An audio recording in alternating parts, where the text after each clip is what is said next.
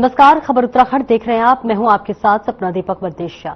Bulletin का आगाज करेंगे। प्रदेश में त्रिस्तरीय पंचायत चुनाव हो रहे हैं और इस पहले चरण में मतदान हो रहा है। तो वहीं सूबे के मुख्यमंत्री पुष्कर सिंह धामी खटीमा पहुंचे, जहां उन्होंने मां के साथ राजकीय आदर्श प्राथमिक विद्यालय नगला तलाई में अपना वोट डाला। मुख्यमंत्री ने वोट डालने के बाद लोगों से अपील की कि वे अपने घरों से बाहर निकलें और अपने मताधिकार का प्रयोग करें। उन्होंने कहा कि लोकतंत्र को मजबूत बनाने के लिए जरूरी है कि हर नागरिक मतदान करे, छोटी सरकार चुने।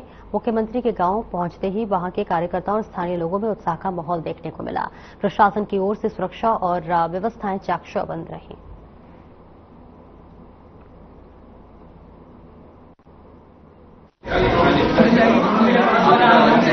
पंचायत चुनावों के लिए लोगों में बहुत उत्साह है। बड़ी संख्या में लोग घरों से निकलकर आ रहे हैं और निश्चित रूप से बहुत शुभ संकेत है। आदरणीय प्रधानमंत्री श्री नरेंद्र मोदी जी के नेतृत्व में पूरे देश के अंदर इस प्रकार से हमारी ग्राम पंचायतें, हमारी त्रिस्तरीय पंचायतें मजबूत हुई हैं।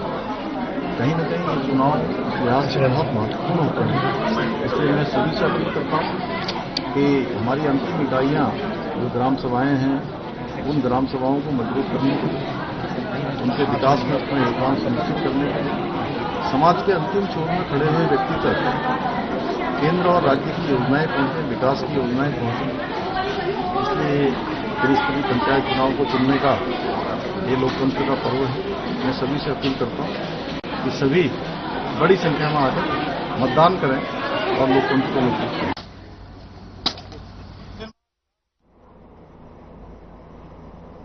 मुख्यमंत्री पुष्कर सिंह धामी ने रुद्रप्रयाग जिले के IIT मद्रास में चयनित युवा अतुल से फोन पर बात कर अतुल को शुभकामनाएं दी है। दरअसल अतुल ने केदारनाथ में घोड़े खच्चर चलाकर अपनी पढ़ाई का खर्च निकाला, जिसके बाद उन्होंने अपनी मेहनत और संघर्ष को बदौलत उनका IIT में चयन हुआ, जिस पर मुख्यमंत्री ने अतुल को बधाई देते हुए कहा कि अतुल ने अपनी मेहनत से अन्य लोगों को प्रेरित किया है। सामान्य परिस्थितियों में भी अगर व्यक्ति संकल्प लेकर काम करता है तो उसके सपने जरूर पूरे होते हैं। तो वही जीवन में कोई चीज असंभव नहीं है।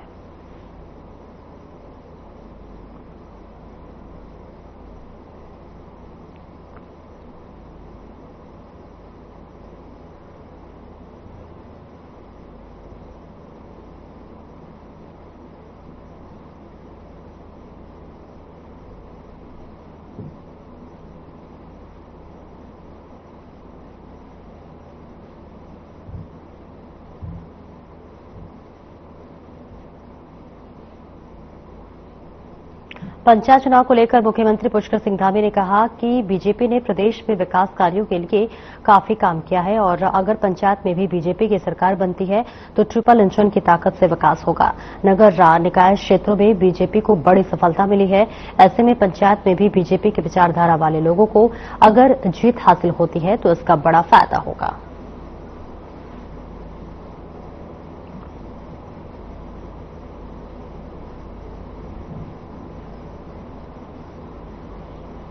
आ, 2014 के बाद भारतीय जनता पार्टी को अपना समर्थन दिया है और जो भारतीय जनता पार्टी के विचारधारा के लोग हैं वो जीतेंगे निश्चित रूप से।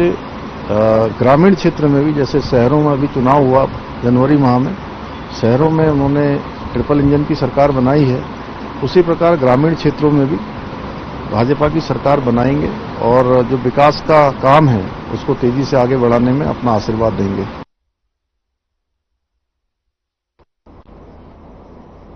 और वहीं मुख्यमंत्री पुष्कर सिंह धामी ने त्रिस्तरीय पंचायत चुनाव के अंतर्गत होने वाले मतदान के लिए प्रदेशवासियों से लोकतांत्रिक प्रक्रिया में सक्रिय भागीदारी करने की अपील की है। उन्होंने कहा है कि पंचायत ग्रामीण विकास की आधारशिला है और इन चुनाव में प्रत्येक मतदान की सहभागिता अत्यंत महत्वपूर्ण है। मुख्यमंत्री ने कहा है कि लोकतंत्र की मजबूती मतदाता की जागरूकता और सहभागिता पर निर्भर करती है। त्रिस्तरीय पंचायत प्रणाली के माध्यम से ग्रामीण क्षेत्रों में विकास योजनाओं का संचालन होता है। सीएम ने प्रदेश के मतदाताओं से विशेष रूप से युवाओं, महिलाओं और वरिष्ठ नागरिकों से अपील की है कि वे अधिकाधिक संख्या में मतदान केंद्रों तक पहुंचकर लोकतंत्र को सशक्त बनाएं।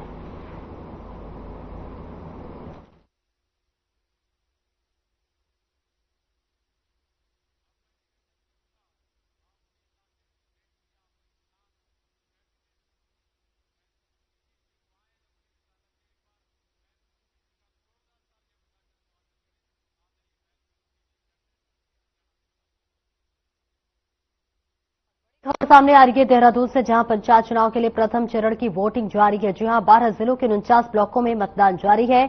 शाम 5 बजे तक मतदान की प्रक्रिया चलेगी। पहले चरण में 18,004 पदों के लिए डाले जा रहे हैं वोट, तो वहीं 26 लाख मतदाता करेंगे अपने मताधिकार का प्रयोग। मतदान के लिए 95,000 कर्मचारियों की तैनाती। तो बड़ी खबर आपको बता रहे हैं पंचायत चुनाव को लेकर, जहां प्रथम चरण की वोटिंग जारी है। 12 जिलों के 49 ब्लॉकों में मतदान जारी है। शाम 5 बजे तक मतदान की जो प्रक्रिया है वो चलेगी। पहले चरण में 18,004 पदों के लिए वोट डाले जा रहे। 26 लाख मतदाता अपने मताधिकार का प्रयोग करेंगे। पूरी व्यवस्था कर ली गई है और राज्य के साथ साथ किसी भी जो है वोटर को दिक्कत ना हो, इसके लिए पहले से तमाम व्यवस्थाएं प्रशासन ने कर रखी है और लगातार वोटों की जो प्रक्रिया है वो जारी है। वोटिंग चल रही है। 26 लाख मतदाता है वो मतदान करेंगे और देखिए तस्वीरें आ गई है जहां शांतिपूर्ण तरीके से मतदान किया जा रहा है और इसी के साथ साथ 49 ब्लॉकों में ये मतदान की प्रक्रिया चल रही है। 12 जिलों में मतदान की प्रक्रिया चल रही है। 26 लाख जो वोटर्स है वो अभी इस मतदान की प्रक्रिया में शामिल हुए हैं। आगे बढ़ेंगे। मुख्यमंत्री पुष्कर सिंह धामी ने उत्तर प्रदेश सरकार के वित्तीय वर्ष 2021-22 और 2022-23 के लिए उत्तराखंड को पेंशन की हिस्सेदारी के रूप में 1,600 करोड़ की धनराशि भुगतान किए जाने पर प्रसन्नता जताते हुए मुख्यमंत्री योगी आदित्यनाथ का आभार व्यक्त किया है। इस दौरान उन्होंने कहा है कि दोनों राज्यों के बीच बेहतर समन्वय और संवाद के चलते परिसंपत्तियों और दायित्वों से जुड़े लंबित मुद्दों का तेजी से समाधान हो रहा है। नोट करने वाली बात यह है कि उत्तर प्रदेश ने पेंशन व्यय के लिए वर्ष 2021-22 में 952.26 करोड़ और 2022-23 में 1,309 करोड़ की देयता आंकी गई है और जिसके तहत उत्तर प्रदेश सरकार ने जुलाई 2025 में 1,600 करोड़ की राशि भारतीय रिजर्व बैंक के माध्यम से अंतर्राज्यीय समायोजन के तहत उत्तराखंड सरकार को जारी करने के आदेश दिए हैं।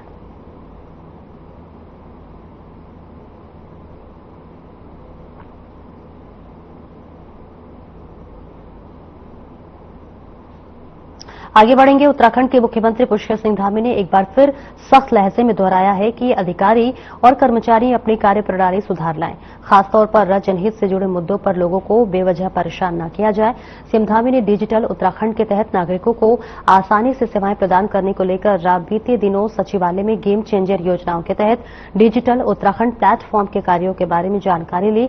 साथ ही नागरिक सेवाओं की सरल, सुविधाजनक और पारदर्शी उपलब्धता सुनिश्चित करने के लिए तय सीमा और एक रोडमैप के अनुसार प्रभावी और समयबद्ध कार्रवाई के निर्देश दिए हैं।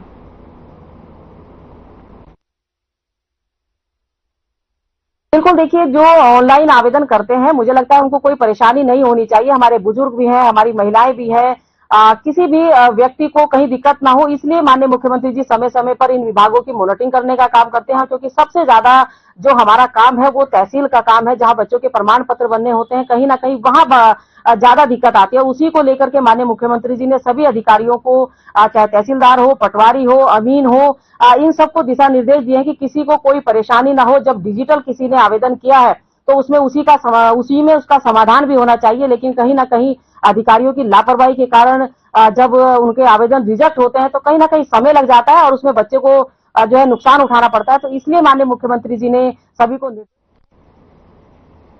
मुख्यमंत्री पुष्कर सिंह धामी ने 2025 के कांवड़ मेले के सफलतापूर्वक समापन होने पर समस्त शासन प्रशासन, पुलिस विभाग और मेला आयोजन से जुड़े सभी कर्मियों को बधाई और शुभकामनाएं दी है, धन्यवाद दिया है। और इस दौरान सीएम ने कहा है कि करोड़ों की संख्या में आने वाले श्रद्धालुओं के सुरक्षित आवागमन, सुव्यवस्थित व्यवस्था और बेहतर प्रबंधन और सभी संबंधित विभागों ने समन्वय और सजगता से काम किया और इसी कारण ये विशाल धार्मिक आयोजन सकुशल संपन्न हो सका।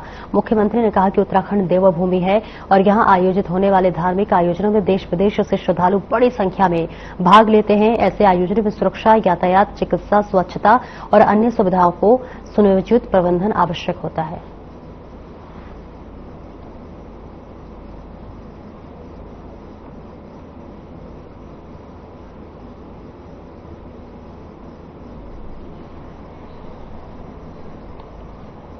प्रदेश के राजकीय आईआईटी के छात्र छात्राओं के लिए धामी सरकार ने बड़ी सौगात दी है। अब इस साल ने प्रशिक्षण के साथ ही छात्राओं को हर महीने कम से कम 8,000 रुपए की आर्थिक सहायता भी दी जाएगी। विभागीय मंत्री सौरभ बहुगुणा ने बताया कि प्रदेश के 80 में से 32 आईआईटी में दोहरी प्रशिक्षण प्रणाली शुरू की जा रही है, जिसके तहत Bajaj auto limited, Tata Motors, hero MotoCorp और हिमालयन पावर मशीन मैन्युफैक्चरिंग जैसे 4 बड़ी कंपनियों के साथ करार किया गया है। इस योजना के अंतर्गत आधा प्रशिक्षण संस्थानों में और आधा इन कंपनियों में दिया जाएगा, जिससे छात्रों को व्यावहारिक अनुभव मिलेगा। कंपनियों ने प्रशिक्षण के दौरान छात्रों को 8,000 या फिर इससे अधिक राशि भी दी जाएगी, जिससे युवा तकनीकी रूप से आत्मनिर्भर बन सके।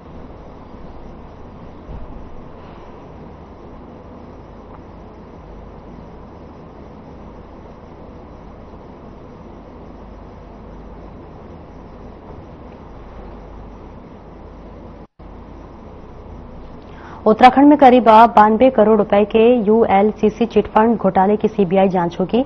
मामले को सीबीआई जांच के लिए हस्तांतरित करने के लिए मुख्यमंत्री पुष्कर सिंह धामी का अनुमोदन मिल गया है। आरोप है कि ठगों ने फर्जी सहकारी समिति बनाकर उत्तराखंड सहित देश भर में करीब 189 करोड़ की ठगी की थी और इस मामले में लोगों के विरोध प्रदर्शन के बाद देहरादून, पौड़ी, उत्तरकाशी, टिहरी और रुद्रप्रयाग में कुल 13 मुकदमे दर्ज किए जा चुके हैं, तो वहीं उत्तराखंड के अलावा अन्य प्रदेशों में भी मुकदमे दर्ज हैं। पुलिस ने इस प्रकरण में पिछले दिनों सरकार को अपनी रिपोर्ट सौंपी थी, जिसके बाद अब प्रकरण की सीबीआई जांच के लिए हस्तांतरित किया गया है। वहीं इस दौरान सीएम ने कहा है कि देवभूमि उत्तराखंड में भ्रष्टाचार के खिलाफ कठोर कार्रवाई लगातार जारी रहेगी। किसी भी दोषी को किसी भी सूरत में बख्शा नहीं जाएगा।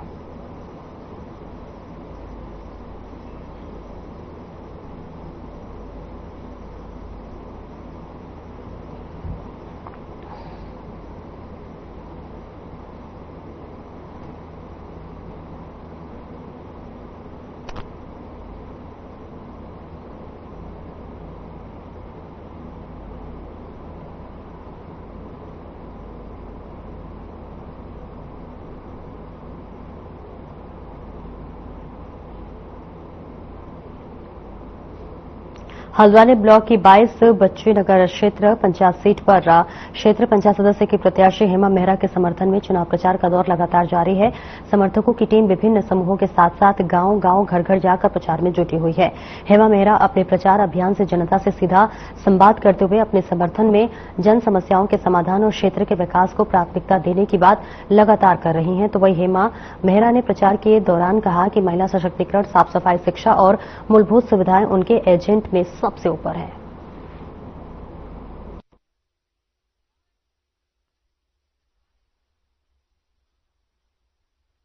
बच्ची नगर क्षेत्र पंचायत सीट से हेमा मेहरा उनका लगातार प्रचार चल रहा है और भारी संख्या में महिला वर्ग हो, पुरुष वर्ग हो या युवा वर्ग उनके साथ दिखाई दे रहे हैं और लंबे समय से उनके साथ लगातार चुनाव प्रचार चल रहा है। आप देख सकते हैं मेरे पीछे हेमा मेहरा के साथ यहाँ पर उनके तमाम समर्थक हैं और डोर टू डोर जाके गांव दर गांव यहाँ पर कैन्वसिंग की जा रही है। लोगों से अपील की जा रही है कि उनके पक्ष में वोट दिया जाए। हेमा मेहरा के बारे में बता दूं मैं आपको, वो एक राजनीतिक परिवार से आती है। उनके जो पतिदेव हैं यहाँ पर राजेंद्र मेहरा, वो पूर्व ग्राम प्रधान रह चुके हैं। देवर उनके क्षेत्र पंचायत सदस्य से पहले रह चुके थे और अब महिला सीट आने के कारण उनको इस बागडोर सौंपी है। मेहरा परिवार ने उनसे बात करने की कोशिश करेंगे और जानने की कोशिश करेंगे कि क्या मुद्दे हैं अभी इन क्षेत्र में और किस प्रकार से आगे विकास की योजनाओं को लेकर आगे जा रही है। मैम, बेहद कम समय रह गया है, निर्णायक भूमिका आने जा रही है। 28 तारीख को चुनाव होने जा रहे हैं। हेमा मेहरा कितने लोगों तक पहुंच पाई और कितनी उनकी मेहनत सफल पाई अभी तक? कल तो सभी को नमस्कार। मैं 22 बच्ची नगर से क्षेत्र पंचायत सदस्य के लिए मैं यहाँ पर प्रतिनिधि हूँ और यहाँ पर हम सारा अभी हमारा कवर हो चुका है। सारे मतलब क्षेत्र में हम घूम चुके हैं। अभी नैनवालपुर में है हम यहाँ पे, तो सभी कवर हो चुका है। हम चुनाव अब है ही 28 तारीख को, तो हम चाह रहे हैं कि समापन के बाद जा रहे हैं लोगों तक। और बेहद सरल व्यक्तित्व आपका जाना जाता है और लोगों की मदद करने से लेकर आप हर जो है चीजें लोगों के लिए यहाँ पर करते हैं, मदद करते हैं। किस तरह देख रहे हैं जो महिला वर्ग आपके साथ है और जो आपका व्यक्तित्व है वो कितना लोगों तक पहुंच रहा है और यहाँ पर जो वोटिंग वाले दिन वो कितना सफल हो पाएगी? जी, मैं तो सबसे अनुरोध करूंगी कि 28 तारीख को जो वोटिंग हो रही है सारे लोग पहुंचे, अपना मतदान दें। चुनाव चिन्ह मेरा ईंट है, तो मैं चाहूंगी कि सब लोग आए, अपने अपने वोटों को मतदाताओं से अनुरोध है कि सभी लोग आए, वोटिंग कीजिए प्लीज। क्षेत्र पंचायत सदस्य हेमा मेहरा की तरफ से लगातार कहा जा रहा है कि लगातार यहाँ लोगों की और कई चेहरे नजर आ रहे हैं। आप बताइए, हेमा मेहरा यहाँ पर पहुंची है, आप लोग साथ में हैं, क्षेत्र का विकास कर पाएंगे, लगता है, भरोसा है? बिल्कुल लगता है हमें, बस ऐसा ही चलते रहे और करना चाहिए आगे, सब दे अपना अपना वोट, मतदान करे अपना। आप बताइए क्या कहना चाहेंगी? एक सामाजिक महिला है, ये हमारे गांव का पूरा विकास करेंगे करके हमें भरोसा है। आप बताइए क्या कहना चाहेंगे? हम तो हेमा मेहरा जी बहुत अच्छी हैं और 28 तारीख को आके आज सभी जीतपुर, निकटिया, बची नगर, नैनवालपुर, कुशालपुर सब लोग आके 28 तारीख को हेमा मेहरा को ईट में वोट के विजय बनाई। आप बताइए। हमें हेमा मेहरा ही मतलब हमारी नेता चाहिए, क्योंकि वही इस गांव की मतलब इस इलाके की उन्नति कर सकते हैं। ये बताइए, हेमा मेहरा के समर्थन में आप लोग हैं? ये हमें पहले से इनसे भरोसा है, क्योंकि ये एक नहीं, दो नहीं, तीन या चार, चौथी बार इनकी प्रयास रहता है। गांव वालों का विश्वास भी है, भरोसा भी है, जिस वजह से ये लोग निरंतर प्रयत्न कर रहे हैं। गांव के आदि लोग, आस पड़ोस दूसरे गांवों से भी लोग आके इनका समर्थन कर रहे हैं। अभी आप कनेक्शन देख रहे हैं कि एक ही गांव के लोग नहीं है, जैसे और लोगों में होता है, और प्रत्याशी हैं उनके सब लोग अगल बगल के पड़ोसी ज्यादा दिख रहे हैं। हमारी रैली में आप देख रहे हैं बाहर के लोग भी हैं और अन्य गाँव के भी हैं। जो हमारा क्षेत्र आता है, क्षेत्र में सभी लोग सक्रियता से कर रहे हैं। भैया और हैं, भैया क्या कहना चाहेंगे? मैं तो ये जो हमारे बीडीसी मेंबर के लिए हैं श्रीमती हेमा मेहरा जी, कृपया आप लोग अपना अमोदी मत दे के इनको बहुत ज्यादा वोटों से विजय बनाए।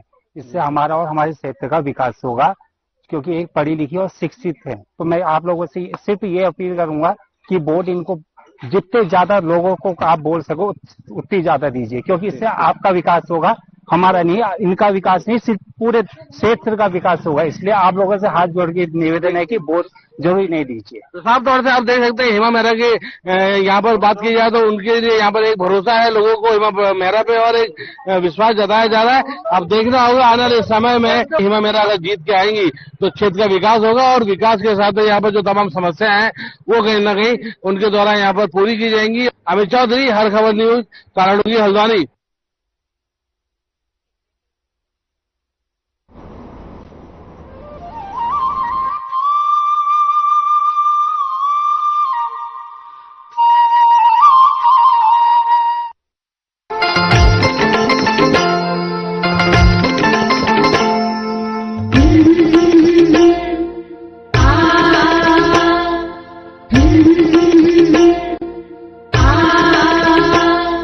हरेली बरस के पहली तिहार, नांगर बैला सज के दुआर। हरेली बरस के पहली तिहार, नांगर बैला सज के दुआर। हरियर भुइयां छिरा फहराए, लिम के दारा घर घर लगाए। हरेली बरस के पहली तिहार, नांगर बैला सज के दुआर। हो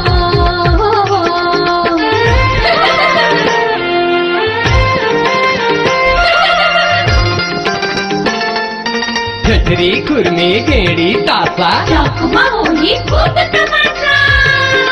चारों कोती खुशी बगर गे, साए राजमा जगर मगर है जी, हाओ जी, हाँ जी। हरेली बरस के पहली तिहार, नांगर बैला सज के दुआर। हो उत्सव तो अब उत्साह से मनेगा ही, चाहे शहर हो या गांव, क्योंकि प्रदेश की साय सरकार ने अब कृषि और किसान कल्याण योजना के लिए जहां 10,000 करोड़ रुपयों का प्रावधान किया है, वहीं 2,000 करोड़ रुपए नई सड़कों के निर्माण के लिए दे रही है। साथ ही किसानों के खातों में विभिन्न योजनाओं के लिए 1.25 लाख करोड़ रुपयों का भुगतान भी बड़ी उपलब्धि है। इसके अलावा महतारी वंदन योजना, पीएम आवास योजना जैसी ढेर सारी खुशियों वाली सौगातें तो मिल ही रही हैं, वो भी साए साए। चारों मुड़ा माँ हंसी ठिठोली के बाद, साए सरकार माँ बढ़ गए हैं औकार।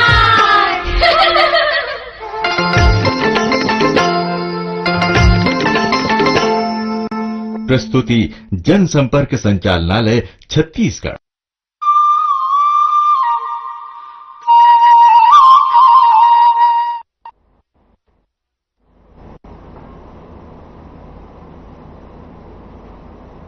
ब्रेक के बाद एक बार फिर से स्वागत है आपका। खबरों में आगे बढ़ेंगे। आपातकाल के दौरान जेल गए लोकतंत्र सेनानियों को धामी सरकार कानूनी कवच देने जा रही है। जी हां, ऐसे में लोगों को पेंशन सहित अन्य सुविधाएं बढ़ाने के लिए सरकार 19 अगस्त से गैरसैंण में शुरू होने जा रहे हैं। मानसून सत्र में विधायक पेश कर सकती है और राज्य का गृह विभाग इसकी तैयारियों में जुटा हुआ है। लोकतंत्र सेनानियों के मुद्दे पर बीजेपी और कांग्रेस के बीच हमेशा से टकराव बना रहा है। त्रिवेंद्र सरकार के दौरान लोकतंत्र सेनानियों को पेंशन देने से जुड़ा एक शासनादेश जारी किया गया था और इसके तहत उन्हें 20,000 प्रतिमाह की पेंशन दी जाती है। 25 जून को आपातकाल के 50 वर्ष पूरे होने पर लोकतंत्र सेनानियों के सम्मान में देहरादून में हुए कार्यक्रम में मुख्यमंत्री पुष्कर सिंह धामी ने उनके अधिकारों को सुरक्षित किए जाने का भरोसा दिलाया था।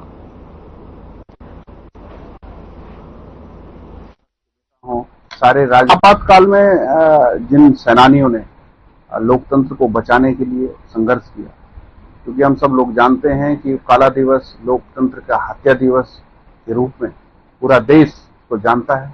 इस प्रकार से कांग्रेस की तत्कालीन जो देश की नेता थी, प्रधानमंत्री थी, इंदिरा गांधी जी ने किस प्रकार से इस देश में आपातकाल थोपा था। सारे विपक्ष के नेता हों, सारे राजनीतिक दल के, अपने दलों को छोड़ के सारे राजनीतिक दलों के नेता हों, और साथ ही जो पत्रकार थे, जो लिखते थे, उन सबको कलम दबाने का काम, उनकी आवाज दबाने का काम कांग्रेस की तत्कालीन सरकार ने किया। इन सब चीजों को लेकर के हमारी सरकार ने कहा है कि हम जो लोकतंत्र बचाने वाले जो सेनानी थे उनको सम्मानित करके उनका जीवन बेहतर हो सके। उत्तराखंड में पंचायत चुनाव अपने चरम पर है, जिसके चलते प्रदेश के प्रशासनिक अधिकारियों के चुनाव मुद्दे मद्देनजर पुख्ता इंतजाम किए जा रहे हैं। तो वहीं भारी बारिश और भूस्खलन को देखते हुए आपदा प्रबंधन विभाग भी अलर्ट मोड पर है। आपदा सचिव विनोद सुमन ने कहा कि अगर कहीं लैंडस्लाइड जैसी स्थिति बनती है तो तत्काल मार्ग पर सुचारू रखने की तैयारी है और किसी भी हाल में आवागमन बाधित नहीं होने दिया जाएगा। देखिए, इलेक्शन के बारे में सीधे कुछ बोलना हमारे अधिकार क्षेत्र के बाहर की बात है, हमारा कुछ बोलना ठीक नहीं रहेगा। लेकिन कहीं भी रास्ता जहां बंद होगा हम लोग खोलने के लिए सब जगह व्यवस्था किए हुए हैं। जहां भी रास्ता बंद होगा युद्ध स्तर पे वहां पे टीमें लगाई गई हैं और वो काम करेंगी और रास्ते को खोलेंगी। पंचायत चुनाव के पहले चरण का मतदान जारी है। देहरादून, उत्तरकाशी, रुद्रप्रयाग, चमोली, पौड़ी, टिहरी में मतदान जारी है। साथ ही बागेश्वर, पिथौरागढ़, अल्मोड़ा, पंचायत, नैनीताल, उधम सिंह नगर में भी मतदान जारी है। पहले चरण में 26 लाख मतदाता मताधिकार का मतदान करेंगे।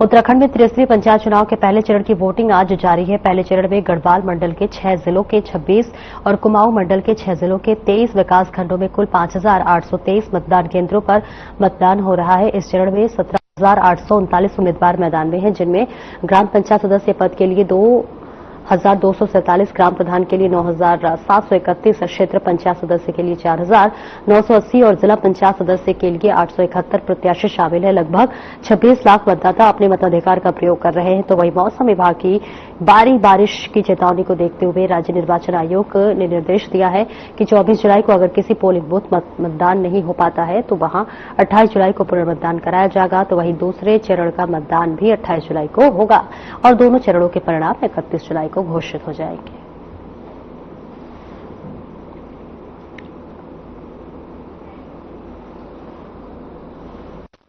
तस्वीरें आपको दिखा रहे हैं जहां पर पंचायत चुनाव की प्रक्रिया जो है वो सुचारू रूप से चल रही है। 26 लाख मतदाता इस लोकतंत्र के महापर्व में हिस्सा लिए हुए हैं और ऐसे में तो आपको बताते चले कि शाम 5 बजे तक वोटिंग प्रक्रिया है वो जारी रहेगी। लंबी लंबी कतारों में सुबह से मतदाता पहुंचे और पंचायत चुनाव में अपनी भागीदारी निभाते हुए नजर आए। राज्य निर्वाचन आयोग ने भी इसके लिए तमाम दिशा निर्देश पहले ही जारी कर दिया गया था। त्रिस्तरीय पंचायत चुनाव की वोटिंग जो है वो लगातार इस वक्त जारी है। फिलहाल इस बुलेटिन में इतना ही। नमस्कार।